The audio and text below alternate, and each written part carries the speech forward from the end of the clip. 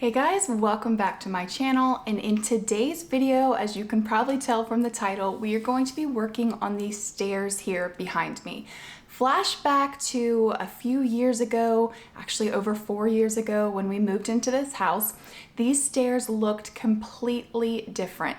First of all, they were carpet. These walls here were solid, so we demoed those and then added the metal railing for a little bit of contrast, removed the carpet, went in with some wood treads, and I loved how they turned out. So in today's video, I want to give them a little bit of an update by adding a runner, and that can be quite expensive, so I'm hoping that we can do it very budget friendly. So I've got my materials here. This is the runner that I'm going to be using. I will link it down below. This is from the Chris Loves Julia by Leloy line. Then we have some carpet tape. I ordered 4 of these rugs and then some padding. I'm also going to be using some staples and a staple gun, but I'll show you guys that when we get to it. The main reason I want to put a runner is 1, design, and 2, also they're kind of loud going up and down the stairs on this solid wood. So I'm hoping that this runner will soften that a little bit. I'm also hoping that a runner will help hide the dirt and the dust a little bit more.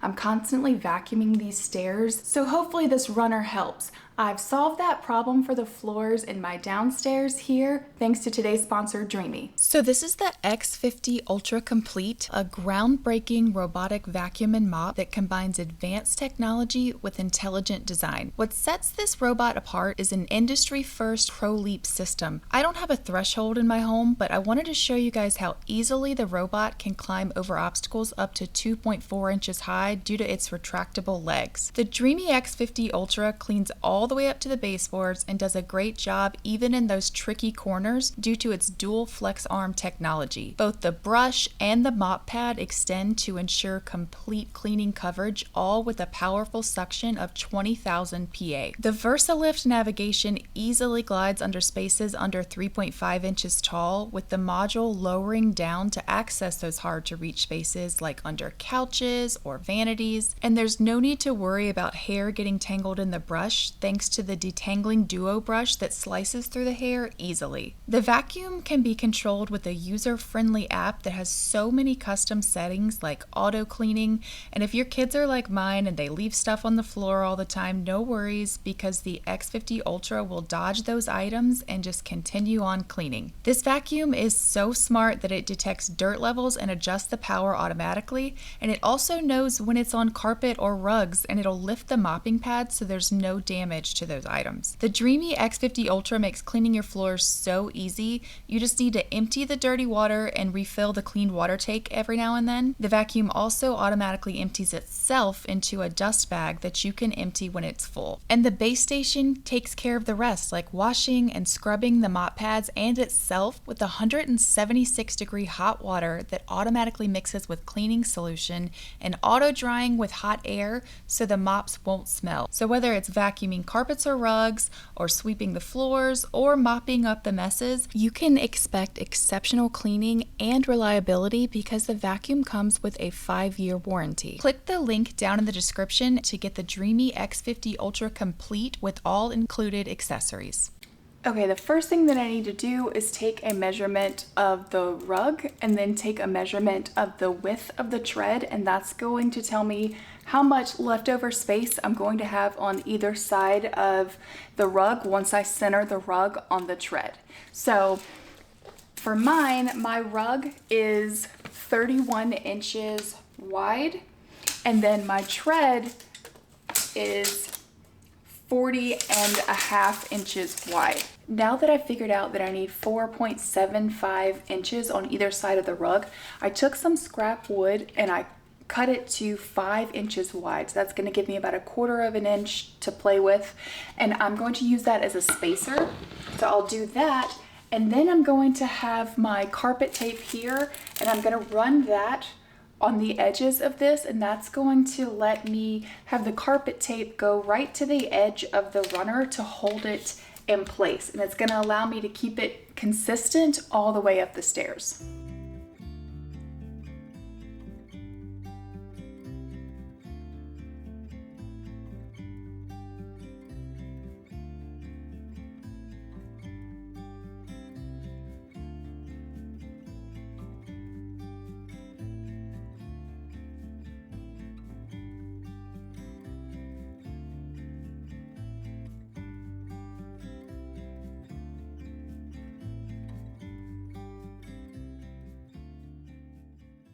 Okay, the tape is all done.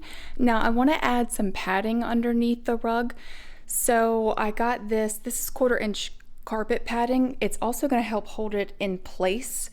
So I'm dividing it into the appropriate size that I need. I've been drawing it on there so I can go ahead and cut all of my individual pieces.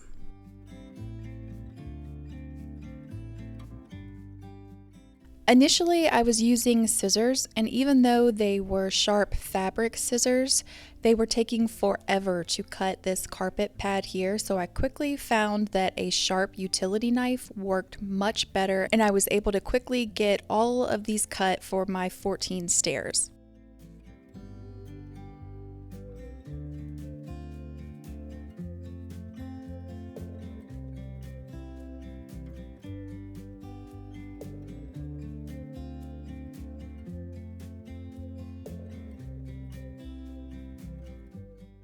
Then I took that same carpet tape and I applied it to the back of these carpet pads because I wanted to make sure that those didn't shuffle and move around underneath the rug, and they will also help the rug not to move around.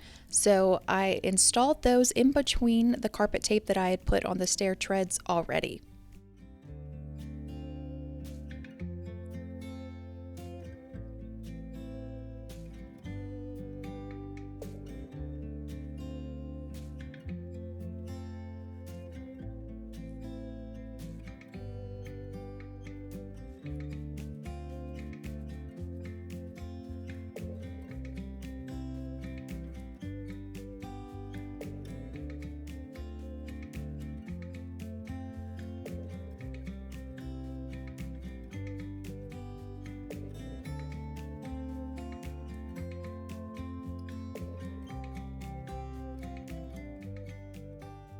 Okay, I'm ready to actually start putting the rug on the stairs, but I'm using some pretty specific tools for this. So starting with the staples, these are like your typical staples here.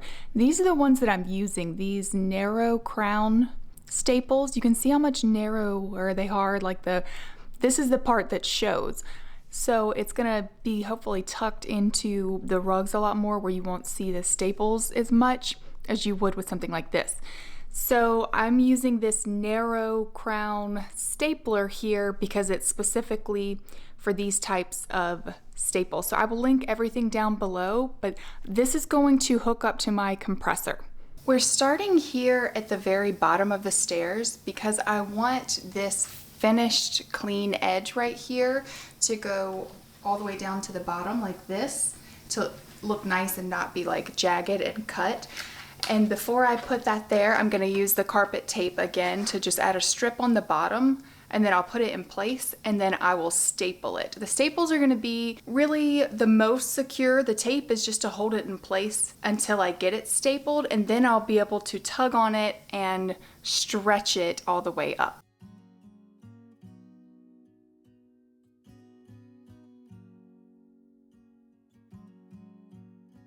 I really took my time on this first little bottom piece here because I knew you were going to be able to see this really well, and I wanted it to be as perfect as I could get it. And then once the carpet tape was holding the rug in place, I used my staples to secure it to the bottom. And then I was able to pull it tightly and kind of wrap it around the overhang of the tread, and this was a little bit time consuming. I used a lot of staples. I was trying to make it even where it wasn't kind of puckering in different spots, and then I just worked my way up the stairs for the rest of this first runner, and this covered about 5 stairs.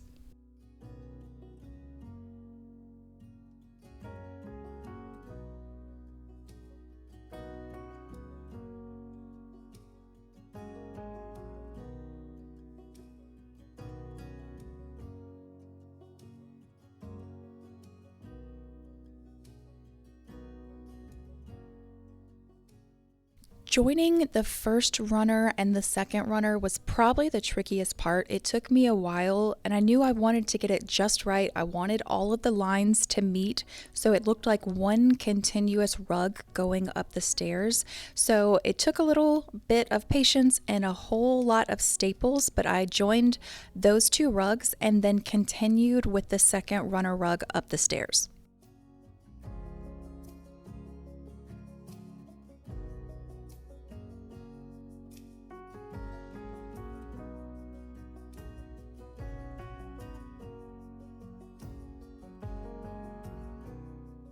For the third and last piece, I did this one a little bit differently. After laying it out, I knew that I was going to have excess fabric, so I started at the very top of the stairs, kind of the same as I did at the bottom, where I used the carpet tape to hold it in place and just line it up perfectly where I wanted it to go before I added in the staples to secure it. And this time I worked my way down the stairs.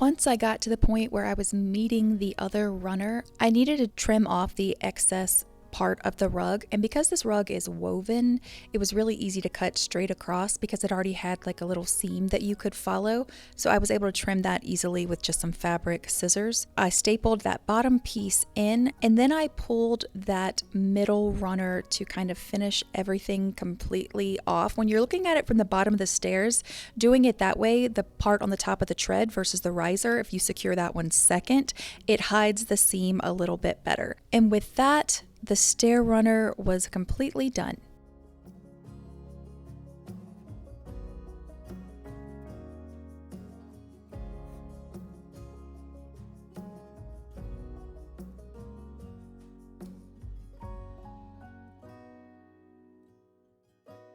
I really love how this project came out. I think it transformed the stairs completely, added so much texture and warmth, and it did make them quieter for sure. So let me know what you guys think down in the comments. I would love to hear your thoughts, and I will see you in my next video. Bye!